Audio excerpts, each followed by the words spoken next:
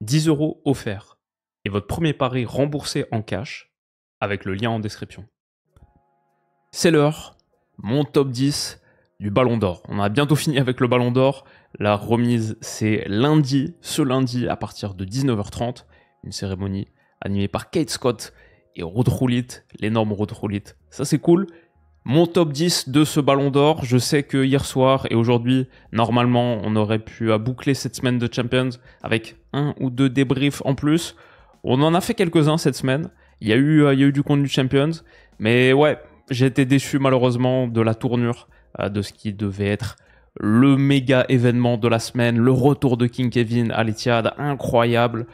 Bon, au bout de 20 minutes, Di Lorenzo exclu. Et ça, c'est le moment qui m'a brisé le cœur. Conte fait sortir De Bruyne pour faire entrer Oliveira, repositionnement. Bon, choix tactique compréhensible.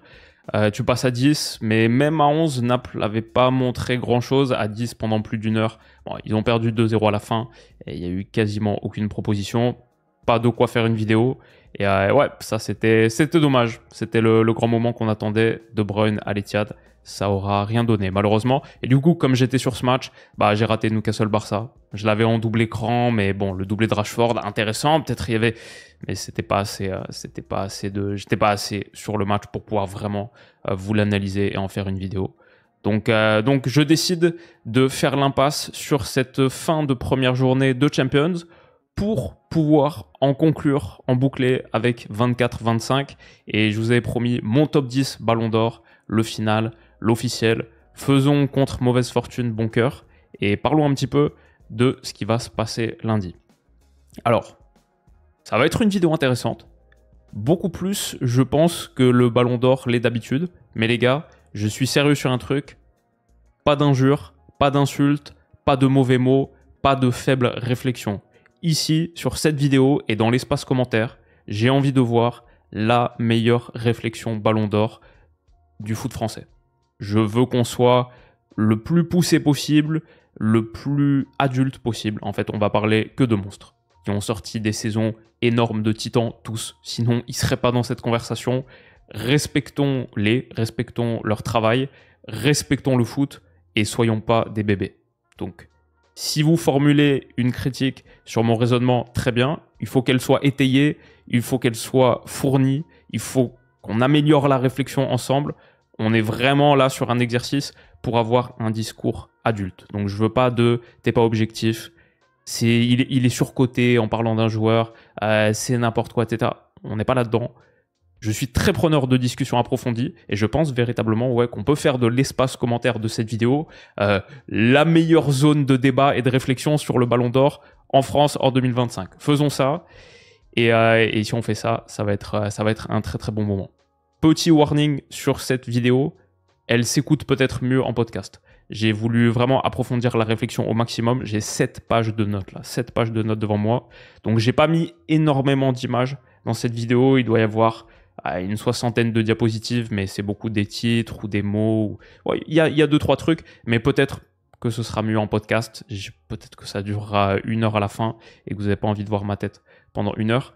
Donc, si ça vous intéresse, vous savez, toutes les vidéos, elles sont en podcast. Si vous allez écouter en podcast, et ceux qui sont en train d'écouter en ce moment, laissez-moi une review, un petit 5 étoiles. Ça fait kiffer. Est-ce qu'on peut faire grimper notre nombre de 5 étoiles? Je demande plus de likes, je demande plus d'abonnements sur YouTube et tout. Ça, je le demande. Ça me ferait plaisir. Alors, commençons avec ce Ballon d'Or 24-25. La seule manière de démarrer une réflexion Ballon d'Or, je pense, c'est en posant une définition. Il y a la définition l'équipe, il y a la définition France Football. Je la trouve pas très très claire. C'est des critères. Quel critère vaut plus l'un que l'autre? Elle change année après année. J'ai envie de poser ma définition parce que je pense honnêtement qu'à partir du moment où on donne une distinction individuelle dans un sport collectif, c'est déjà un exercice tellement difficile. Je pense qu'il y a une seule définition, honnêtement, qui vaut la peine. Et j'ai défini ainsi le Ballon d'Or. J'attribue le Ballon d'Or au joueur qui, par l'impact remarquable de ses performances, a le plus élevé son équipe. Je pense que c'est que comme ça, le joueur qui, par l'impact remarquable de ses performances, a le plus élevé son équipe. Je pense que c'est que comme ça qu'on peut traduire et attribuer un mérite à un joueur au sein d'un sport collectif. Ces deux dimensions existent, elles sont connectées. Pour moi, des performances remarquables, mais qui ne portent pas l'équipe à de grands accomplissements, bon, soit c'est désolé, pas de chance en vrai. Tes coéquipiers étaient trop mauvais, pas de réussite, et ouais, dans ce cas-là, c'est dur, et peut-être c'est la dure loi du sport. Soit c'était pas vraiment des performances remarquables, et c'était peut-être juste des stats, ce qui est pas pareil. Donc, des performances remarquables qui élèvent l'équipe. La deuxième question, c'est élever son équipe. Qu'est-ce que ça veut dire ? Pour moi, ça veut dire qu'il y a des niveaux de performance, des niveaux de performance collectifs en foot, certains plus hauts que d'autres. Et ce que tu atteins à la fin définit à quel point l'équipe a été élevée. Sur cette échelle, il y a des évidences. Typiquement, gagner une coupe nationale, c'est cool. Gagner son championnat, c'est mieux. Gagner la Ligue des Champions ou la Coupe du Monde, c'est le Graal. Mais il y a beaucoup de niveaux qui sont plus difficiles à évaluer. Par exemple, gagner la Serie A ou aller en finale de Champions. Qu'est-ce qui est plus élevé ? Est-ce qu'on préfère la saison de Naples ou la saison de l'Inter en 2024-2025 ? De la même manière, top 4 de Première Ligue, est-ce que c'est plus, mieux ou à peu près équivalent à gagner la Bundesliga ? Est-ce que Arsenal ou le Bayern fait la plus grosse saison l'année dernière ? Bon, Arsenal sûrement, parce qu'ils ont fait une demi-finale de Champions aussi, mais voilà, que vaut une demi-finale de Ligue des Champions par rapport à tout le reste ? Ça rapporte combien de points dans notre classement ? Et je dirais même qu'au-delà des stades compétitifs, quel rang, quel palier est-ce que tu as atteint ?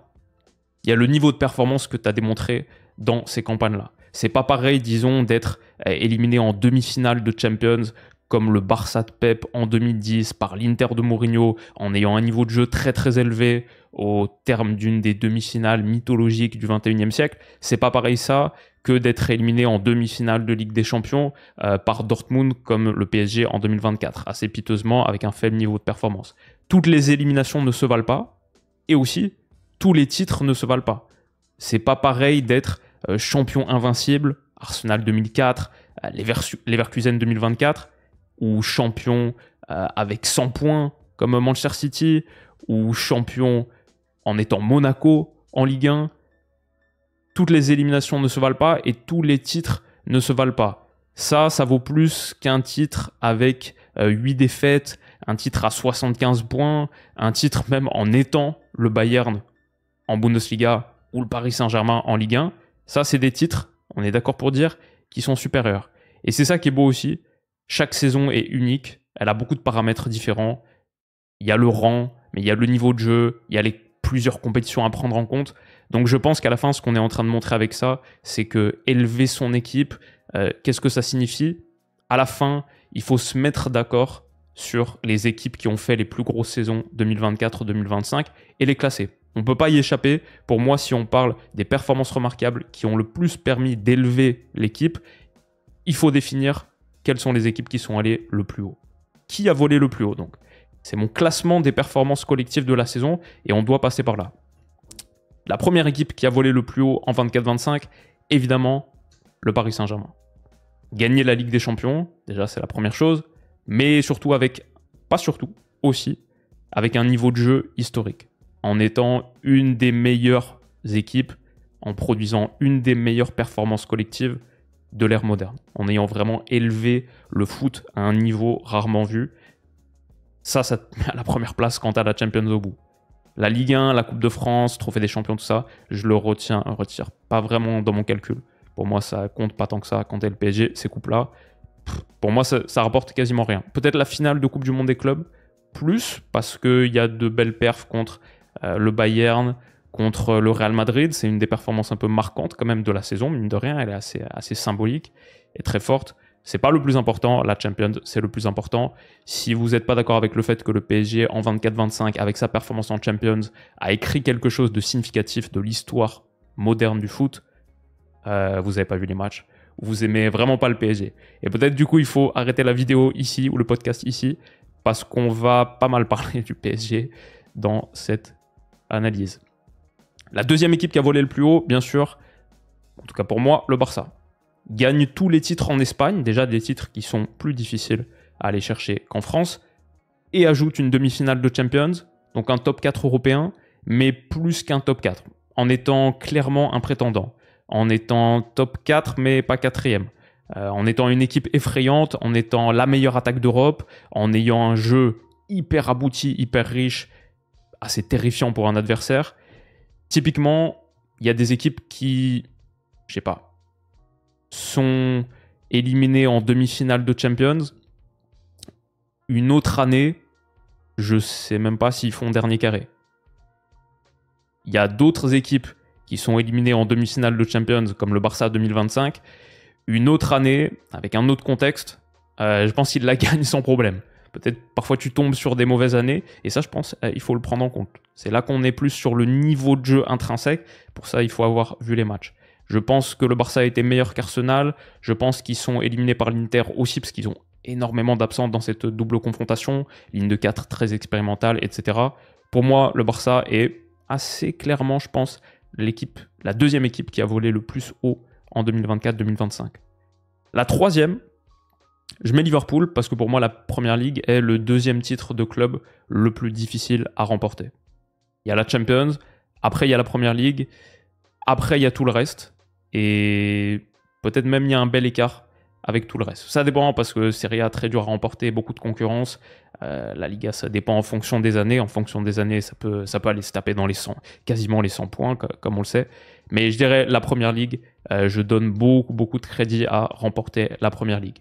Et Liverpool fait qu'un huitième de finale de Champions, mais ils sont éliminés par le vainqueur dans une bataille, on s'en souvient, qui se termine au tir au but.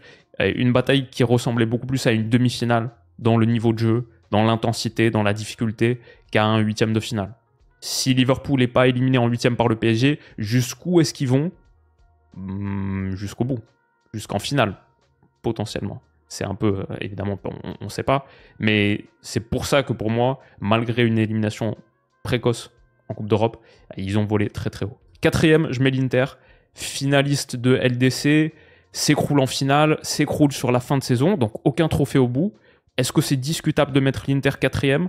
Pour moi, non seulement faire finale de Champions, c'est un accomplissement que je mets très très haut. Pour moi, quand on parle de performance collective élevée, d'avoir le niveau de l'équipe qui a été élevé, d'avoir volé très très haut, atteindre la finale de Champions, et peut-être l'atteindre aussi avec la manière de l'Inter, c'est-à-dire en pratiquant un football extrêmement accompli, extrêmement mature, extrêmement riche, en éliminant le Bayern en quart et le Barça en demi au terme d'une rencontre, encore une fois mythologique, extraordinaire, en étant pour plusieurs observateurs, avant même la finale, considéré comme potentiellement le favori par rapport au Paris Saint-Germain. Certes, la finale, elle a fait oublier tout ça, grosse amnésie autour du niveau de jeu de l'Inter pré-finale de Champions, quand tu prends 5-0, la plus grosse défaite de l'histoire des finales de Champions, ça entache la campagne. Et ouais, ça va se voir aussi dans mon top 10 que quand même ça entache un peu le truc, le fait de finir sans trophée, ouais. Mais l'Inter est quand même pour moi la quatrième équipe la saison dernière qui a volé le plus haut. Le niveau de jeu était énorme et il ne faut pas l'oublier. Cinquième place, Arsenal. Deuxième de Première Ligue, c'est un accomplissement que je mets assez haut aussi. Demi-finale de Champions, top 4 européen, très haut aussi. Ils éliminent le Real Madrid, pas un grand Real, mais dans une grande performance aller-retour. Aucune défaite contre le reste du top 4 en Première Ligue aussi. Ils mettent 5-1 à City, même si c'est pas le plus grand City. C'était quand même un moment marquant. Juste pour moi, ils n'ont jamais été vraiment au niveau prétendant où tu dis qu'ils peuvent gagner, que ce soit la Première Ligue ou la Champions. Pour moi, ils ont toujours été un niveau en dessous de ça la saison dernière. Mais là, je pense qu'on a les 5 meilleures saisons. Je pense que c'est les 5 meilleures saisons dans l'ordre. Je pense pour moi, il n'y a pas trop de contestation possible. Sixième, peut-être ça se discute un peu plus, mais je pense que je mets Chelsea. Top 4 de Première Ligue. Bon, la Conference League, c'est un détail. Belle finale, mais ça reste un détail. La Coupe du Monde des clubs, moins un détail. Je ne suis pas fan de cette compétition, je n'étais pas fan avant. Je ne valorise pas le badge champion du monde des clubs sur le maillot, etc. Mais, ils ont sorti de gros matchs contre de gros adversaires. La finale contre le Paris Saint-Germain, contre ce PSG champion d'Europe qui marchait sur tout le monde. Les battre 3-0, c'est pas anodin. ce gros match, après le reste de leur parcours en Coupe du Monde des clubs était plus simple, mais ce gros match et encore un titre, pour moi ça compte. En ayant fait top 4 de Première Ligue et en retrouvant la Champions, encore une fois, la Première Ligue, le championnat le plus difficile, où, je sais pas, la finale d'Europa League, c'était le 15e contre 17e. On sait que la Première Ligue, c'est compliqué. Faire top 4, c'est pas anodin. Typiquement, je pense faire top 4 de Première Ligue, pour moi, c'est plus difficile de faire top 4 de Première Ligue que faire champion de Bundesliga en étant le Bayern. Précision importante, en étant le Bayern. Pourquoi ? Parce que le Bayern, la masse salariale du Bayern, elle est supérieure à celle de Dortmund, Leipzig et le Bayer Leverkusen cumulé. L'avance financière que le Bayern a en Allemagne, on la connaît, c'est pas nouveau, mais c'est les 12 plus gros salaires de Bundesliga. C'est 14 des 15 plus gros salaires de Bundesliga. J'aime la Bundesliga, je suis clairement pas le mec qui va cracher sur la Bundesliga. C'est un championnat que je trouve très attirant, ça joue, il y a tellement de petits cracks, le niveau est élevé, mais pour le Bayern, la gagner, je pense pas que ce soit un grand accomplissement, pas supérieur à faire top 4 de Première Ligue vu la concurrence. Il y a le quart de finale de Champions, qui est bien. Chelsea a même pas joué la Champions tout court. Et c'était très serré contre l'Inter, mais je pense pas qu'il serait allé plus haut ensuite. Je pense ce Bayern de compagnie que j'aime bien, mais sur l'an 1, je pense pas qu'il serait allé au-delà de la demi-finale. Je mets le Bayern 7e dans ce classement. Et après, c'est discutable, mais Naples peut-être. La Serie A, elle est dure à gagner. Pas de Ligue des Champions, ça limite l'impact de la saison. Mais gagner la Serie A, c'est costaud. Et voilà, ce serait sans doute mon top 8 des plus grosses performances d'équipe de la saison dernière. Il n'y a pas de Real Madrid, normal. Ils ont été désastreux l'an dernier. Aucun titre majeur. Les vrais titres majeurs, on va pas refaire l'imitation du Kicks, mais les vrais titres, battus 4 fois par le Barça, c'est un peu saison de l'humiliation, humilié par le Paris Saint-Germain aussi, par Arsenal en Champions, 5-1 sur les 2 matchs, normal, il n'y a pas le Real, ils n'ont pas fait une bonne saison. Il n'y a pas City qui a son classement en Première Ligue pour soi, mais avec sa masse salariale tellement élevée, peut-être tu peux t'attendre à mieux. L'absence de Rodri, ça a coûté, ça les a énormément pénalisés. Mais ouais, ils font pas une bonne saison. Saison difficile, ils disparaissent de la Ligue des Champions en play-off, pourtant face à un Real Madrid qu'on a dit était pas bon la saison dernière, perdre la Cup contre Palace, normal, il n'y a pas City. Donc, dans ce top 10 du Ballon d'Or, le Real et City n'ont pas volé assez haut. Ont pas volé assez haut pour moi, mettre un de leurs gars top 10. J'ai pas de Mbappé, j'ai pas de Haaland, et par rapport à ma définition, qui je trouve est la seule vraie définition que tu peux donner au Ballon d'Or, je ne les mets pas. Alors, il y a la question des sélections nationales, et peut-être on peut donner un petit bonus aux sélections dernier carré Ligue des Nations. Il y a eu quelques matchs intéressants, peut-être particulièrement le Portugal qui va au bout. Et on peut peut-être regarder les qualifs Coupe du Monde vite fait si c'est pertinent. Par exemple, dans notre discussion avec Stan, je regardais Luis Diaz, on parlait de Luis Diaz dans le classement des ailiers gauche, et elle a fait de très bonne qualif Coupe du Monde avec la Colombie. Pour moi, ça lui donnait quelques petits points en plus dans ce classement par poste. Mais dans l'ensemble, le fait qu'on soit dans une année impaire nous aide. On n'a pas trop à prendre en compte les sélections nationales. Peut-être juste des petits bonus pour quelques Portugais, mais dans l'ensemble, on peut s'en cantonner au foot de club. Donc, on a évalué les clubs qui ont volé le plus haut, les équipes qui ont volé le plus haut, les plus grosses performances collectives. Maintenant, au sein de ces performances collectives, comment quantifier l'impact des performances individuelles ? On a dit le Ballon d'Or, c'est le joueur qui, par l'impact remarquable de ses performances, a le plus élevé son équipe. Comment quantifier cet impact ? Là, je trouve que le plus gros risque, c'est de tomber dans le piège des G+A. Les fameux Goals plus Assists. But et passes décisives. Est-ce qu'on en reste à ça ? Non. Parce que le foot, on sait, il se passe des choses avant le but. Il se passe des choses avant que le ballon entre dans les filets. Et France Football, apparemment, on n'est pas convaincu. Parce qu'au moment où ils publient leur liste des 30 nominés pour le Ballon d'Or, ils mettent les buts et les passes décisives pour absolument tout le monde. Il y a peu de stats, grosso modo, il y a les matchs, les buts, les passes décisives, les cartons jaunes et les cartons rouges. Même pour Virgil van Dijk, on a ses buts et ses passes décisives, ok, très bien. Et apparemment, France Football n'est pas particulièrement convaincu du fait qu'on surcote un peu les buts et passes décisives, vu que c'est ça la liste des 30 nominés, avec pas mal de joueurs offensifs. Ça, c'est les 30 positionnés sur le terrain en fonction de leur poste. Le dernier tiers, il est bien rempli, il n'y a pas beaucoup d'espace pour faire des passes. C'est une forme de bus, de bloc haut qui est très costaud.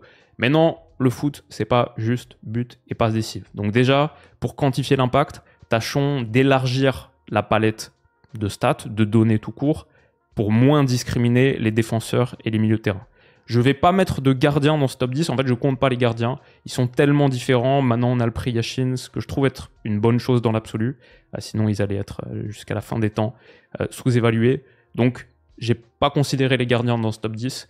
Et je pense que ça, c'est très, très différent. Mais pour le reste, pour les milieux, pour les défenseurs, il faut regarder plus large que but et passe décisive.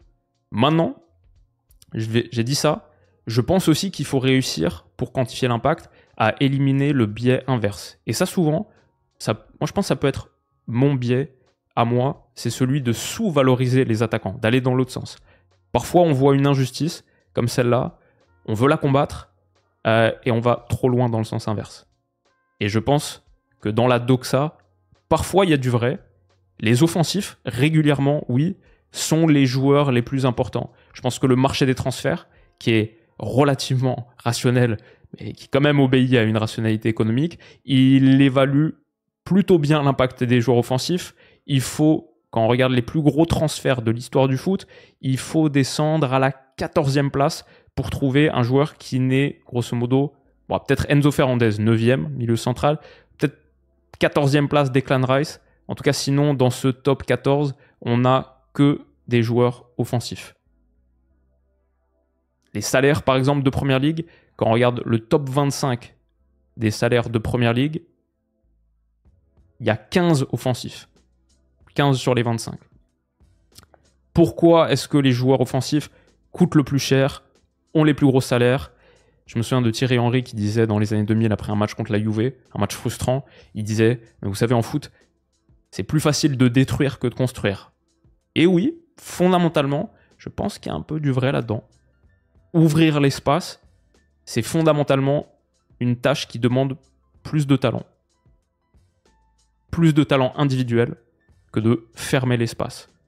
Ça n'empêche pas qu'il y ait des défenseurs dont l'impact est énorme. Certains défenseurs sont achetés à des tarifs d'attaquants. Gvardiol 90 millions, Van Dijk 85, De Ligt 85 à la Juve et Maguire 87 à United. Peut-être c'était un peu trop payé. Mais parfois, des gros chèques sont mis, même si on n'a toujours pas de défenseur qui a franchi la barre des 100. Alors qu'on a pas mal de joueurs qui ont franchi la barre des 100, Grealish par exemple, quelques autres. Mais jamais de défenseur. Toutefois, il y en a quand même qui coûtent bien cher. Et Jan Oblak, par exemple, est payé 21 millions d'euros par saison. Bon, le contexte de l'Athletic, le contexte de sa prolongation, etc. est particulier. Mais il y a des joueurs défensifs qui sont payés très très cher. Ça existe aussi. Il y a des outliers. La moyenne, toutefois, dit qu'effectivement, l'attaque vaut plus. Et peut-être que ça obéit à une forme de loi physique du foot. C'est peut-être pas très difficile à comprendre. C'est que tu peux avoir une défense utopique qui encaisse aucun but dans la saison, qui fait 38 clean sheets. Si tu as une attaque dystopique qui ne marque aucun but, que tu fais 38 fois 0-0, ça fait 38 points, peut-être tu descends. Il faut marquer des buts en foot. Bien sûr, Ronaldinho a dit, le but dans un match de foot, c'est de marquer plus de buts que l'adversaire. Ouais, effectivement, ça joue dans la manière dont on va quantifier l'impact de nos joueurs sur notre liste Ballon d'Or, parce que oui, même si je pense qu'il faut avoir une vue plus panoramique et plus large que ça, je comprends quand même que dans l'absolu, il y ait plus de joueurs offensifs, plus de joueurs qui ouvrent des brèches, qui créent de l'espace. Alors après, il y a aussi peut-être la dimension spectaculaire des joueurs offensifs qu'il faut considérer. Je le prends assez peu en compte parce que pour moi, mon Ballon d'Or, c'est vraiment une récompense de performance, d'impact, de contribution à la victoire. Je pense que la victoire est au cœur de tout. Le foot peut être de l'art, mais sa dimension artistique, je pense qu'elle est quand même profondément ancrée dans la recherche de victoire. Sans ça, il n'y a pas les règles qui permettent la création d'art. Tout ça, c'est un débat philosophique qui, oui, si ça vous intéresse, le flex ultime, celui qui me rend le plus heureux du monde, j'en ai parlé avec Pep Guardiola il y a quelques mois. Je vous invite à aller checker la vidéo si ça vous intéresse. Mais ouais, tout ça pour dire que quantifier l'impact, c'est pas facile. Je mets un léger avantage aux offensifs, mais quand on parle de l'élite, t'as aussi des immenses performances défensives qui impactent massivement une saison. Puis défendre, on va le voir, on le sait, c'est tellement vaste de toute manière. Il y a beaucoup de joueurs qui défendent maintenant, pas que les joueurs défensifs. Donc à la fin, pour quantifier l'impact, franchement, il n'y a pas beaucoup de raccourcis. Il faut avoir vu les matchs, il faut avoir vu les moments clés, il faut s'en souvenir et il faut savoir les évaluer. Comme on n'a pas encore inventé Pep GPT, je vais essayer de m'y atteler et je vais essayer de vous donner mon top 10. Les 10 joueurs qui, par l'impact remarquable de leur performance, ont le plus élevé leurs équipes cette saison. Mais c'est pas facile. Et au pied du top 10, j'ai d'abord envie de distinguer quelques gars. Sans ordre particulier, je vais mettre d'abord pas mal de gars de l'Inter. Les joueurs de l'Inter. J'ai mis aucun joueur de l'Inter dans mon top 10. Pourtant, je valorise énormément leur finale de Champions. Je mets ça très très haut dans mon classement. C'est pas parce qu'il n'y a pas de trophée que je vais pas plus haut avec eux. C'est deux choses. Pour Bastoni par exemple, Thuram, Lautaro, Dumfries, Di Marco, plein d'autres, pour moi c'est que la performance de l'Inter était tellement collective qu'Inzaghi est le numéro 1, vraiment. Après la deuxième chose c'est qu'il y a beaucoup de concurrence. Le top 10 il est blindé. C'est dur de s'y faire une place et peut-être qu'il manque des performances individuelles absolument lumière. C'était tellement une machine collective. J'ai du mal à en ressortir un. Deuxième mec au pied du top 10, la taxe Bayern pour Olise et Kane. Olise, surtout peut-être le meilleur joueur du Bayern, pour moi la saison dernière, décisif avec les Bleus en plus contre la Croatie. Pour moi c'est un joueur offensif quasi parfait, vous savez, c'est peut-être top 3 de mes joueurs préférés du moment. Je l'adore, il est pas loin du top 10, je pense juste que la saison du Bayern, fondamentalement, elle va pas aussi haut que d'autres. On en a parlé, à quel point les performances collectives sont allées haut. Victimes de la concurrence, Pacho et Marquinhos. Surtout de la concurrence de leur propre équipe. Mais scandale qu'ils ne soient pas dans le top 30. Qu'ils ne soient pas nominés. Ça, pour moi, c'est pas normal. Tous les jours, ils doivent y être. Victimes de la concurrence aussi, Gravenberch et Van Dijk. Gravenberch, la réinvention tactique de la saison. Sur son temps de jeu, il y a 3 joueurs à Liverpool qui ont franchi la barre des 4000 minutes. Salah, Van Dijk, Gravenberch. On va parler des 3 aujourd'hui. Gravenberch, 49 matchs, 49 titularisations comme Van Dijk. En Première Ligue, 37 matchs, 37 titularisations comme Van Dijk. C'était un homme de base d'Arne Slot. Il est 96e centile en interception sur la saison. Ce kraken d'1m90 avec toujours une jambe qui traîne, il était fou. Les passes masquées pour faire avancer Liverpool, les passes progressives que Van Dijk a beaucoup sorti aussi. Les deux, franchement, deux des mecs les plus impressionnants que j'ai vus de ma vie au stade. Très, très, très, très fort. Et juste victime de la concurrence. Le top 10 est trop blindé. Mais dans une autre saison, ils y sont, je pense, sans trop de problèmes. Je pense un peu la même chose pour Fabien Ruiz. Lui aussi victime de la concurrence, notamment de son équipe. Incroyable saison de Fabien Ruiz. Pas titulaire au départ. Sur le banc contre Arsenal et l'Atleti par exemple, en phase de Ligue de Champions, puis s'impose et est titulaire dans tous les matchs à élimination directe. Vital dans le module de jeu de Luis Enrique, un but clé contre Arsenal en demi. Pour moi, il est très très proche du top 10, peut-être légèrement en sa défaveur, c'est que sur les 9 matchs à élimination directe du PSG en Champions, il est remplacé dans 5 des matchs. Ruiz Zaïre Emery, c'était un des changements clés de Luis Enrique. Alors que Vitinha est intouchable et João Neves est intouchable. João Neves, Vitinha. Vitinha joue toutes les minutes absolument. João Neves, quasiment toutes. Je pense le retour contre Brest, quand c'est gagné, il sort.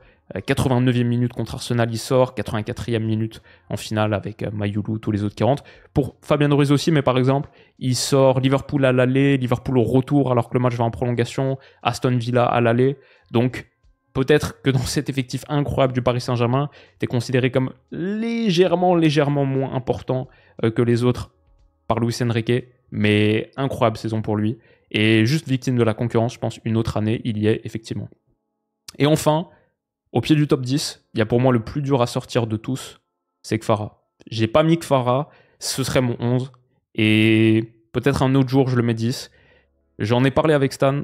Pour moi, c'est pas sûr que Paris gagne la Champions sans lui. Je pense que c'est la plus belle recrue mercato hivernal de l'histoire.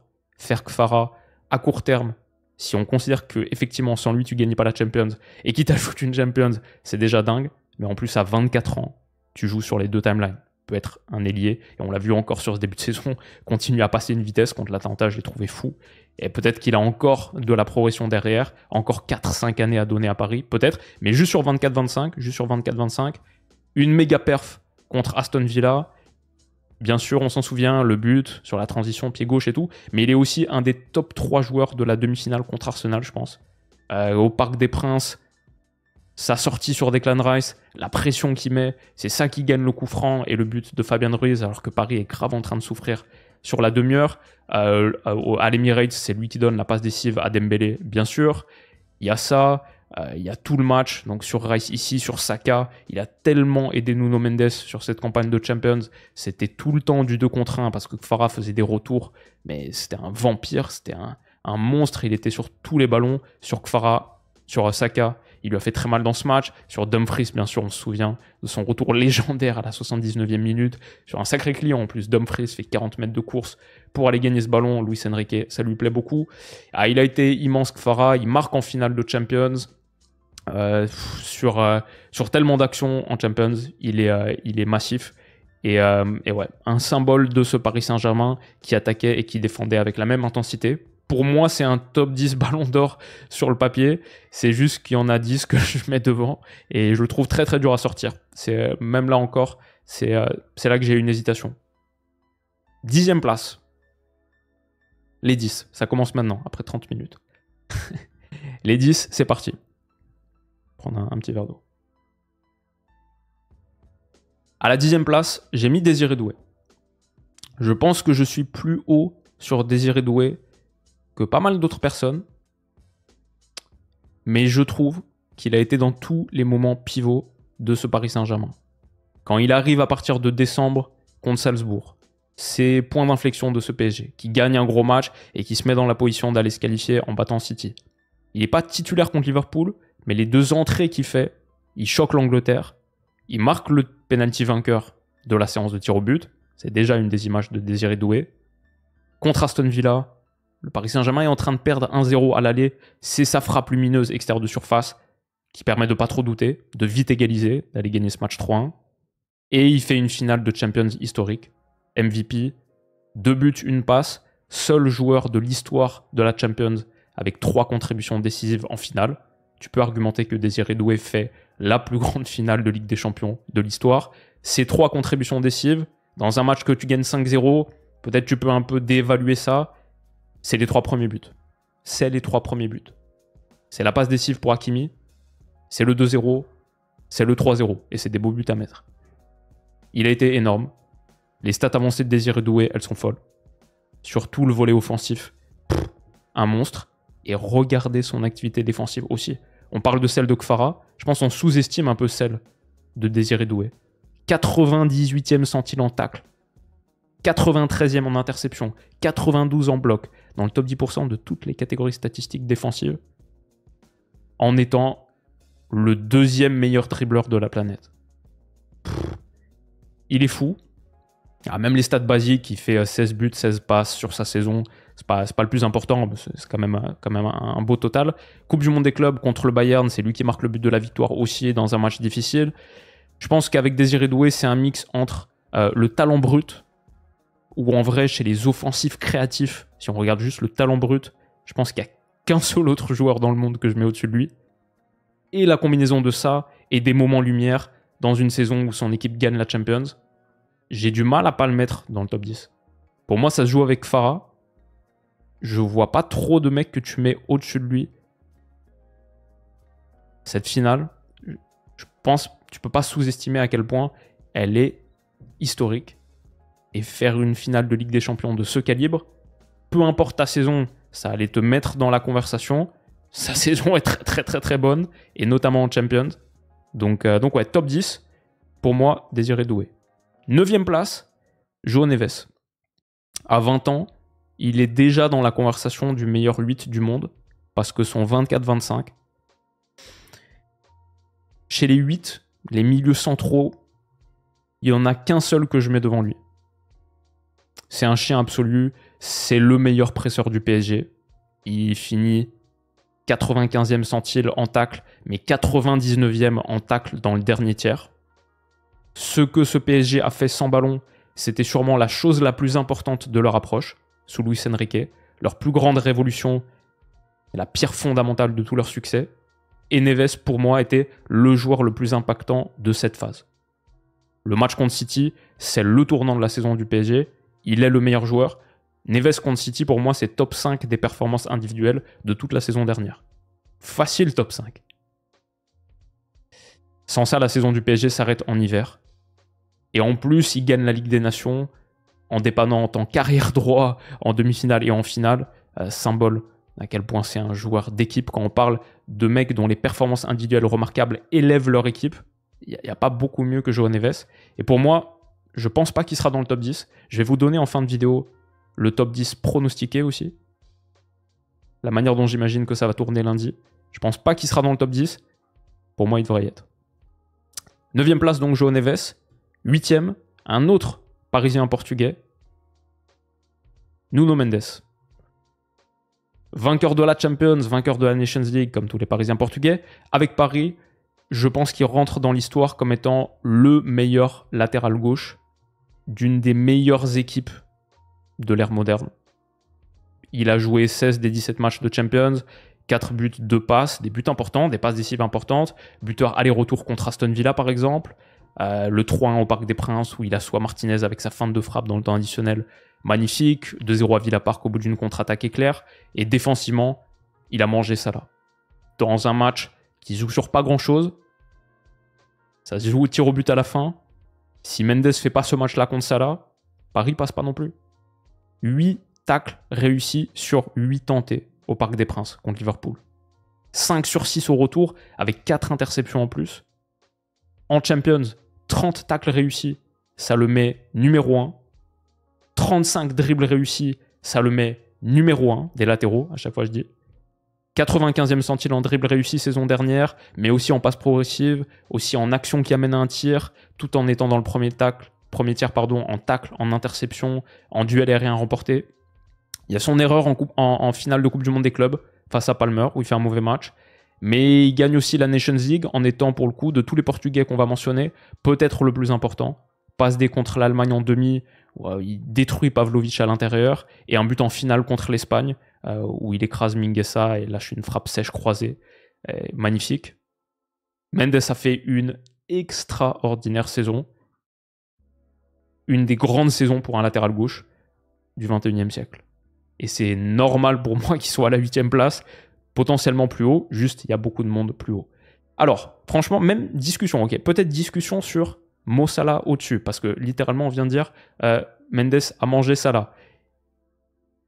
Le truc avec Salah, c'est que comme j'ai dit, je mets gagner la Première Ligue très haut dans mon classement, et Salah gagne la Première Ligue en faisant sans doute la meilleure saison de l'histoire pour un offensif en Première Ligue. 29 buts, 18 passes D. On ne veut pas être prisonnier du matrixage G plus A. Mais 29 plus 18 en Première Ligue. Quand Henry fait sa saison 2022-2023 lunaire, il était à 23 plus 20. Mais cette saison-là, Arsenal gagne pas le titre et Henry n'est pas le meilleur buteur de la Première Ligue. C'est Van Nistelrooy avec 25. En 24-25, Salah a remporté le titre de Première Ligue avec Liverpool, un titre que personne donnait à Liverpool en début de saison. Ils n'ont pas assez recruté, ils ne sont pas assez renforcés. C'est la première année de slot, année de transition post-Klopp. Salah fait 29 plus 18, meilleur buteur de Première Ligue, meilleur passeur de Première Ligue. Une année où Liverpool remporte seulement sa 2e Première Ligue de son histoire, ère moderne, depuis 92, depuis qu'on est passé de la Première Division à la Première Ligue. Dommage qu'il ait un poil ralenti sur la fin de saison. Il était à 27 plus 17 le 8 mars. Donc en 2 mois et demi, il ajoute que 2 buts, une passe décisive. Sinon, il aurait pu faire peut-être battre le record d'Haaland et battre le record d'Henry et de De Bruyne sur les passes décisives. Faire meilleur buteur et meilleur passeur, non seulement de la saison, mais de l'histoire en une saison. Ça aurait été pas mal. Je pense peut-être les matchs avec l'Égypte. Il joue 180 minutes en mars, sur la trêve de mars, notamment un déplacement en Éthiopie. Il y a la finale de League Cup perdue contre Newcastle aussi, qui brise un peu son momentum. Et Mendes lui fait très mal.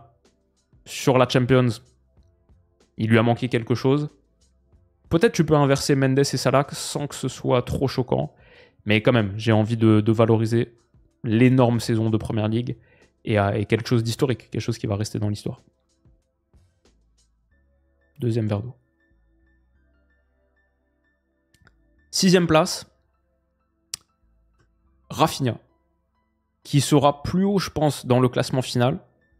La raison pour laquelle je ne l'ai pas mis plus haut, c'est qu'il est pour moi le 3e joueur le plus impactant de son équipe. L'équipe qui est la 2e équipe à avoir volé le plus haut la saison dernière. Quand tu es le 3e joueur, je mets 2 joueurs au Barça au-dessus de lui, et je mets le PSG au-dessus du Barça en 2024-2025. Mes mathématiques me disent que Rafinha ne peut pas être top 3.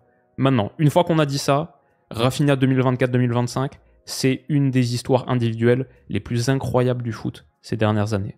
Tu peux me faire un doc Netflix sur Rafinha, 6 épisodes, 8 épisodes, je les regarde tous immédiatement. J'espère qu'il y a quelque chose qui va sortir, parce que de passer d'indésirable à un ailier, entre guillemets, avec des stats de 9, mais aussi de numéro 10, finit la saison avec 34 buts, 25 passes D, 13 plus 9 en LDC, 13 plus 9 en LDC.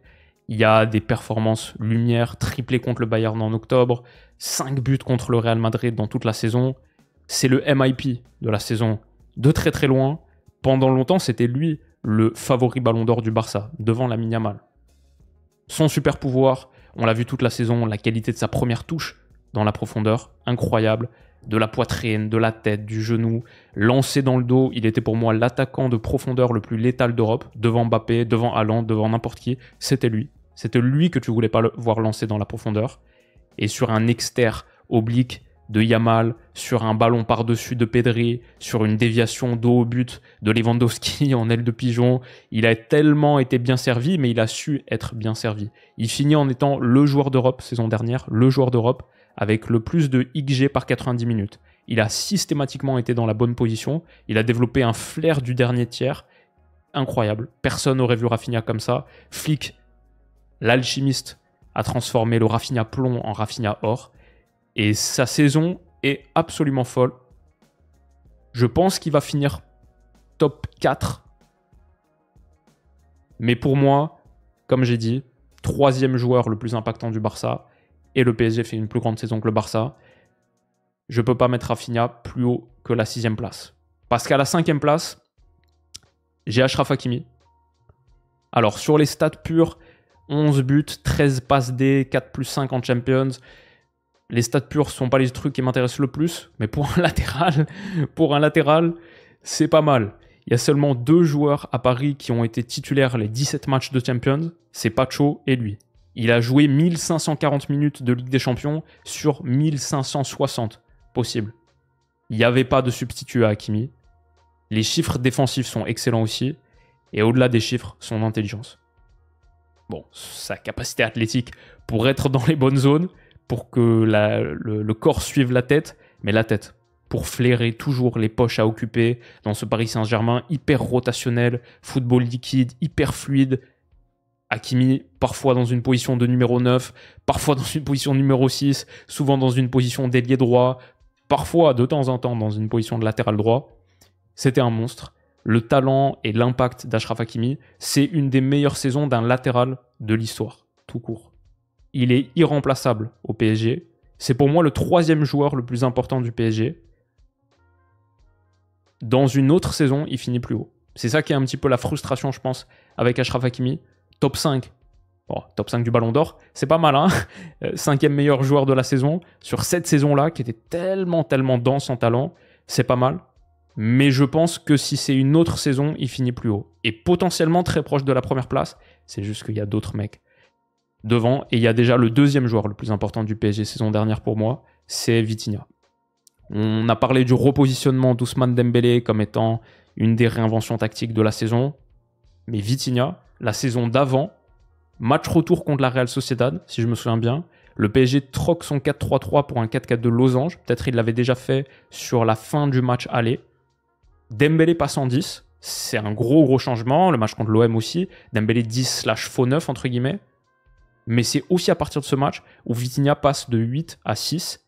Et ça a tout changé. Tout un symbole de ce PSG de Luis Enrique. Vitinha a commencé à trouver sa voie en reculant d'une ligne, comme Ousmane. Les deux vont être dans le top 5 Ballon d'Or. Ils sont dans mon top 5. Et de tous les milieux de terrain, il était en Europe dans le top 10% en passe progressive, mais aussi en dribble réussi la saison dernière. C'était une machine à progression, que ce soit par la passe ou par le dribble. En Ligue des Champions, le mec n'a pas raté une seule minute de toute la phase d'élimination directe. Il a été énorme contre Liverpool au Parc et à Anfield, mais au Parc, par exemple, c'est 14 passes dernier tiers, 3 tirs, 4 dribbles, 8 récupérations. Qu'est-ce qu'il ne sait pas faire? Le 6, le poste de 6, entre guillemets, je suis pas loin de penser que c'est aujourd'hui le poste le plus difficile à jouer du monde du foot. Tu dois tout avoir, tu dois savoir tout faire, tu dois avoir une technique, un niveau technique élite, genre comme un offensif, mais chaque erreur se paye cash, comme un défensif. La sérénité qu'il faut avoir, la vision du jeu, l'intelligence, le volume, la pression qui est mise sur les épaules d'un 6, ça en fait un rôle assez ingrat, mais il faut être un leader complet, un leader tactique, un leader mental. C'est un mix entre quarterback et en vrai, c'est un peu les nouveaux numéros 10. Les 10 des années 2000-90, je pense aujourd'hui j'aurais 6 pour la plupart. Je suis fier de quelque chose dans notre monde du foot, c'est qu'on reconnaît de plus en plus leur qualité. Ce n'est plus un rôle de l'ombre.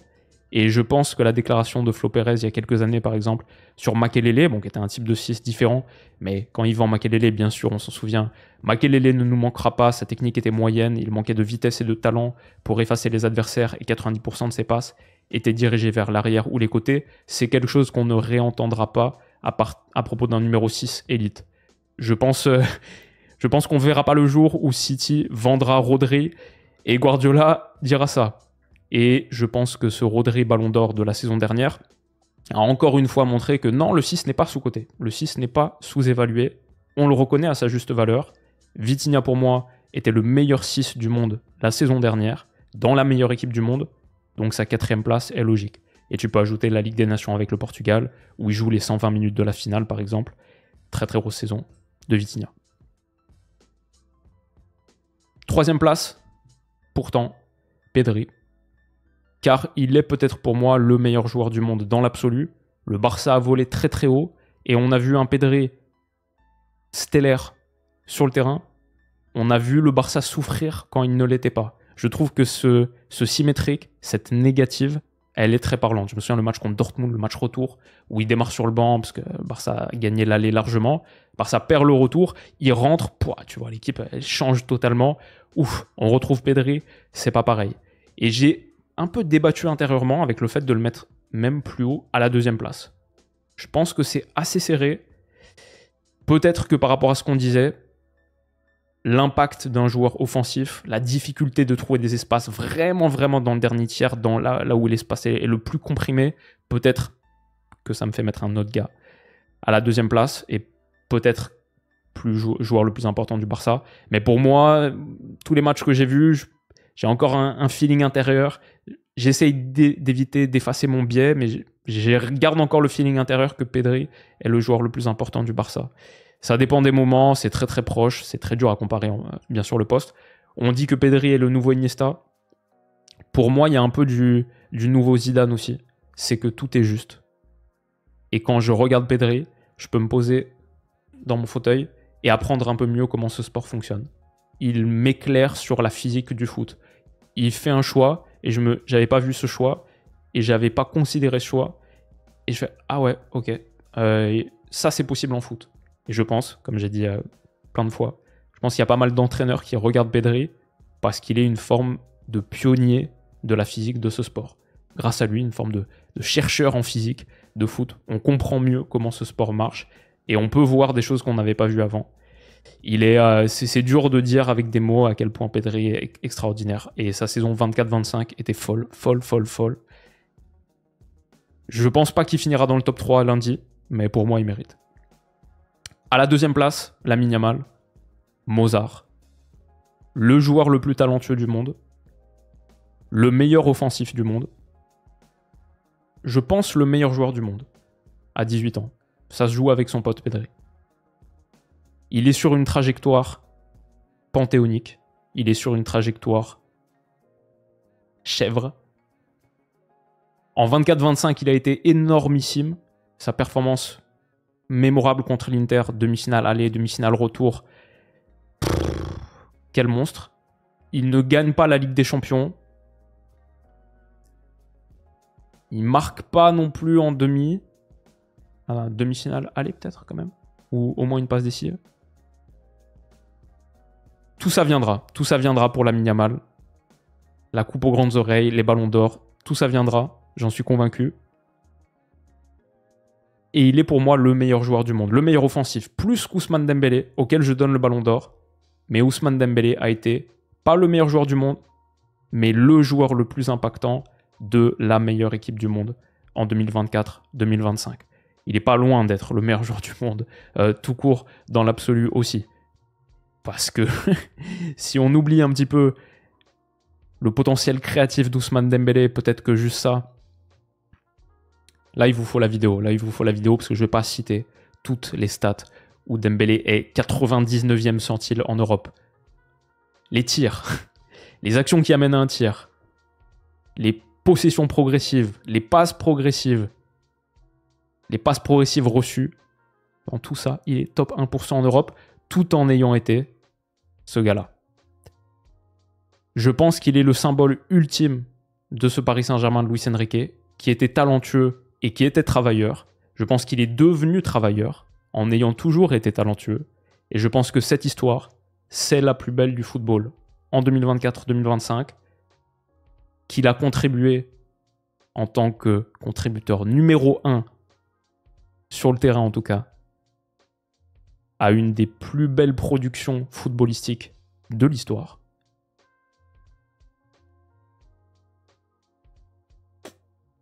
Il est mon ballon d'or.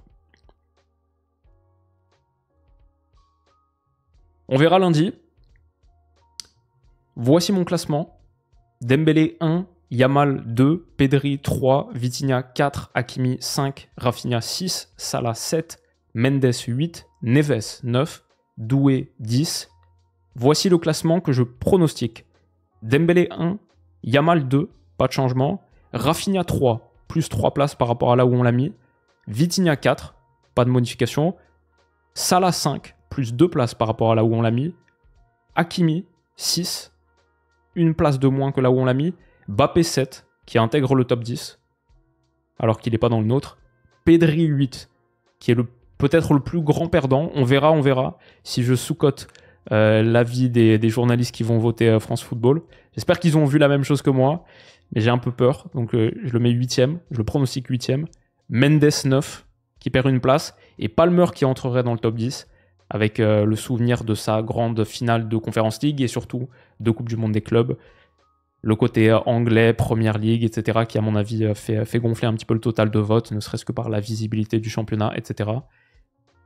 Joueur offensif phénoménal, créatif. Je le mets pas dans mon top 10, mais je pense que ce sera ça, le top 10. On verra lundi, on y réagira lundi ou mardi. La cérémonie, donc comme on a dit, c'est 19h30. J'espère que cette vidéo, ce podcast vous a plu, quasiment 1 heure. C'est pas fini. Enfin, si, ce podcast il est fini, mais cette semaine elle est pas finie, parce que au-delà du Ballon d'Or, on va passer un bon petit week-end de foot. Demain, Liverpool-Everton, le derby de Liverpool à 13h30, ça va être cool. Et 5 heures plus tard, United-Chelsea. Déjà un match décisif pour les deux et peut-être un match clé pour Ruben Amorim. Peut-être le dernier pour Ruben Amorim. On verra. Dimanche, le classique français, OM-PSG à 20h45, au Vélodrome en plus. Yes, régal. Et avant ça, Arsenal-City à 17h30.